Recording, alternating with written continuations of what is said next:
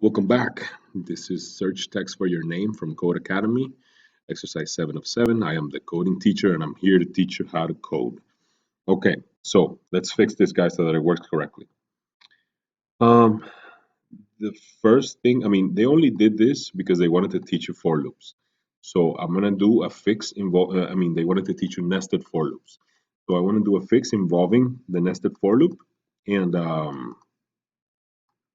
hmm,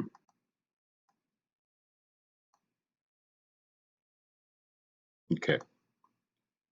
I'm gonna do string here, string var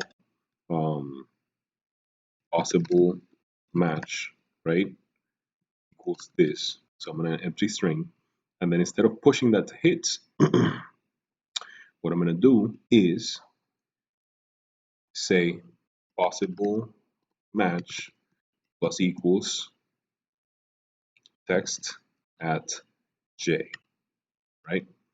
So I'm going to grab the whenever I find the first letter of my name, like in this case it's Magnificent. So when I get here, I'm going to add the next my name.length characters to this possible match string. So it's going to do THU, blah, blah, blah, and it's going to add them all here. So after I'm done with that, after that loop is still inside the if, I'm going to say if possible match equals my name,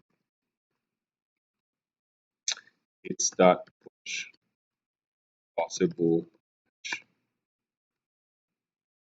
right? And let's see if that actually works. There we go. So that one worked correctly. So now let's add some more T words. T, homie T dog, right? And try it again. It didn't pick up. It didn't pick up the T dog. It didn't pick up this T, and it only returned the correct matches. So using the structure that we had already laid out, that's probably your best bet to fix it. But sometimes it's better to just scrap stuff. Sometimes the things that you come up with are crap, and you just delete them, right?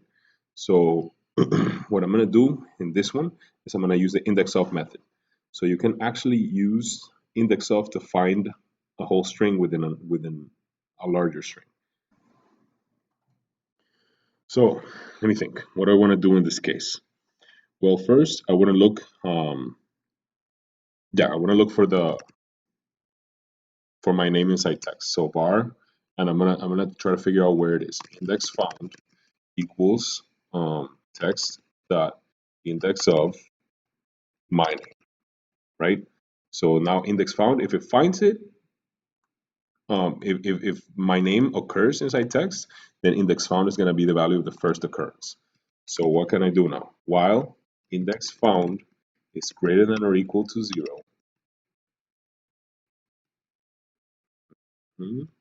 then inside here, what I can do is say hits dot push text dot substring index found to index found plus my name dot right. There we go. And we could have simplified this. This is like what's more logically correct, I think, but it's less legible. So you could make an argument that when we find the name, right, if we're inside the loop, we know that index found is greater than or equal to 0. So we know that at that location, there's an actual occurrence of this string, right? So what we could do is just push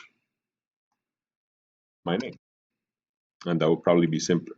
So once we push my name, what do we want to do? We want to say index found equals to text dot index of my name. Now we're gonna start index found plus 1. Okay. Um. So yes, that should be it. So after this statement right here, we have two possible scenarios. Either we found it or we didn't. If we didn't find it, then index found is going to be equal to -1. And none of this is going to run. So we're going to go straight to here, printing your name wasn't found.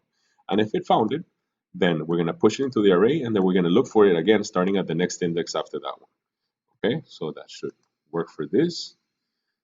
There we go. It produced the correct output. That's it for this video. I hope that was helpful, and I'll see you guys next time.